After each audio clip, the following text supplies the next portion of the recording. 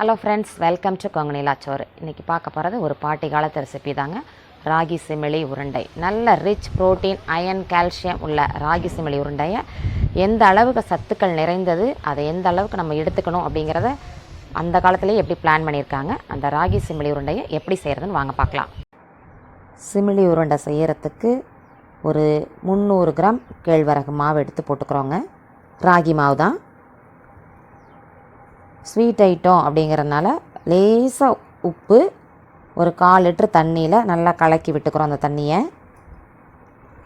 அந்த தண்ணியை நல்லா உப்பை போட்டு நல்லா கலக்கிட்டு அந்த தண்ணியை கையில் ஊற்றிக்கிட்டு அப்படியே தெளித்த மாதிரி பிசையணும். ஊற்றி பிசையக்கூடாது, தெளித்த மாதிரி பிசைஞ்சாதான் கட்டி கட்டியாக இல்லாமல் வரும். நமக்கு பொல பொலன்னு ஒரு புட்டு மாவு பக்குவத்துக்குன்னு வச்சுக்கோங்களேன். அந்த ஸ்டேஜுக்கு கொஞ்சம் கொஞ்சமாக தண்ணி விட்டு விட்டு பிசையணும். ஒரே தரையாக ஊற்றிட்டா அப்படியே உருண்டையாக கட்டி கட்டியாக வந்துடும். அதனால் தெளித்து பிசைஞ்சால் கரெக்டான பக்குவத்துக்கு நல்லா உதிரியாக இருக்கும். நல்லா பிசைஞ்சு விட்டுக்கிறோம். நிறைய ஊற்றிடக்கூடாதுங்க, அப்புறம் ஜாஸ்தி ஆகிட்டுன்னா அப்புறம் சிரமமாக போயிடும். அதனால் கொஞ்சமாக ஊற்றிட்டு அப்படியே பிசைஞ்சு கரெக்டாக கொண்டு வந்துடணும். மாவில் நல்லா ஈரம் எல்லா மாவுலையும் படுற மாதிரி இருக்கணும். அந்த அளவுக்கு தெளித்து பிசைஞ்சிக்கிட்டே வந்துடணும். மாவு நல்லா உதிரியாக நல்லா வந்துடுங்க. நமக்கு பிசைகிறப்பவே நமக்கு கரெக்டான பக்குவத்தில் பிசைஞ்சிட்டோம்னா நல்லா வந்துடும். இப்படி இந்த மாவை எடுத்து பிடிச்சோம்னா பிடிபடணும், அப்படியே உதுத்து விட்டால் உதிரணும். இதுதான் கரெக்டான பக்குவத்தில் இருக்கும். இப்போ இந்த மாவை நம்ம ரெடி பண்ணி வச்சிட்டோம். இப்போ நம்ம இட்லி பாத்திரத்தில் தண்ணியை ஊற்றி வேக வச்சுக்கலாங்க. தண்ணி கொதி வந்துருச்சு. கொதி வந்ததுக்கப்புறமா அந்த நம்ம கலந்து வச்சுருந்த மாவை இதை அப்படியே போட்டுக்கிறோம். அப்படியே போட்டுட்டு நல்லா கிண்டி விட்டுட்டு அதை அப்படியே க்ளோஸ் பண்ணி வச்சுக்கலாம். இதை அப்படியே ஒரு 10 நிமிஷம் வேக விடணுங்க. அப்போ தான் மாவு நல்லா வெந்துடும். இது ஒவ்வொரு மெத்தடில் ஒவ்வொரு ஊரில் செய்கிறாங்க. அடை மாதிரிலாம் தட்டினா நமக்கு ரிஸ்க்கு. இது ஈஸி மெத்தடாக இருக்கும். ஒரு 10 நிமிஷம் வேகட்டுங்க.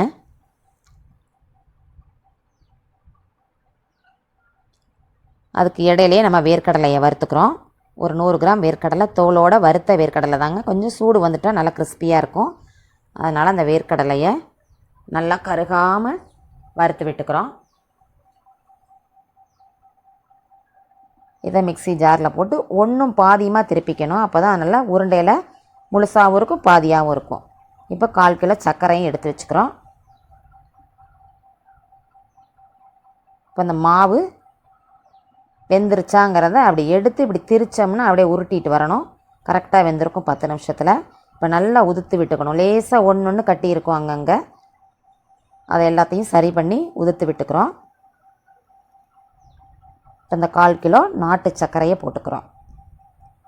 இந்த நாட்டு சர்க்கரை போடுறப்பவே நல்லா உருகிரும். இந்த வேர்க்கடலை பவுடரையும் அதிலே போட்டுக்கிறோம். கொஞ்சம் வேர்க்கடலை முழுசாக இருந்துச்சுன்னா அந்த உருண்டையில் நல்லா அழகாக இருக்கும் பார்க்குறதுக்கு, சாப்பிட்றதுக்கும் நல்லா கிறிஸ்பியாக இருக்கும். இடையில வர்றப்போ சுக்கு பவுடரோ ஏலக்காய் பவுடரோ இந்த ஸ்டேஜில் நம்ம போட்டுக்கலாம்.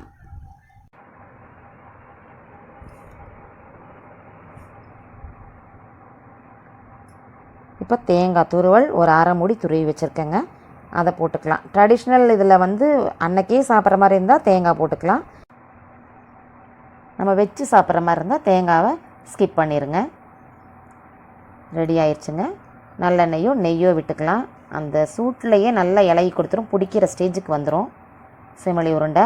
நம்மளோட சிமிளி உருண்டை அப்படியே உருட்டி வச்சா ஒரு 2-3 தான் சாப்பிட முடியும் ஒரு ஆள். கரெக்டாக நமக்கு வயிற்றுக்கு நல்ல ஃபில்லிங்காக இருக்கும்.